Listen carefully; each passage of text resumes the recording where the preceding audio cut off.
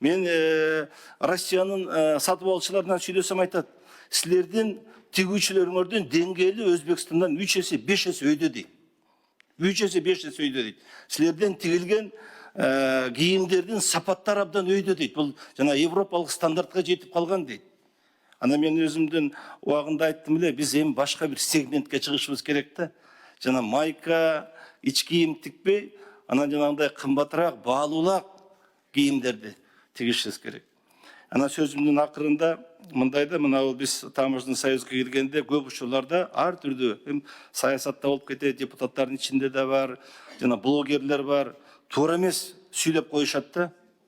Туура эмес сүйлөп коет. Биз эмнеге кирдик, эмнеге бардык эле тиги анан бу дешипчи. А негизги биздин сатуу базарыбыз ошол Россия болуп атпайбы? Мына сурап көрсөңөр, 100% ошол жака сатылат. Ошон үчүн биз буларга бир кылдат мамиле кылышыбыз керек.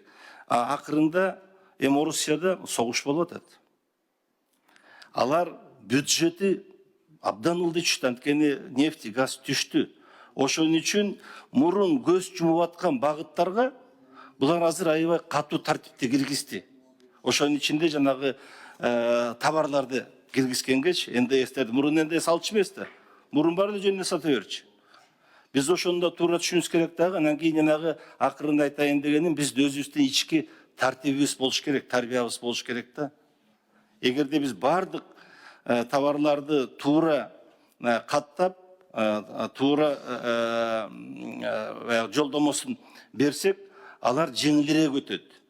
А мурункудай болбой калды, анткени бул өзгөрүп атабыз бизчи. Таптакыр башка саясат жүрүп атат азыр. Жанагы айтып, Азамат айтып кетпеди, мынакет 90%га чейин маркетплейстен кетти депчи. Ушундай экен да турмуш деген, эмчи баары тең ошол жака өтөт. Ошон үчүн биз дагы ошол эки жакка даяр болушубуз керек. Мен ошол ишкерлерди да чакырып кетет элем, келгиле, биз ачыкпыз. Биздин площадкада, биздин Нур-Султан өр жайда. Ошол жерде талашып отуралы, депутаттар ошол жерге чакыралы, бирге эмес. Келет, министр келип берет. Анан ошол жерден бир иштеп, мындай бир жакшы сунуштарды берип жылдырабыз. Рахмат.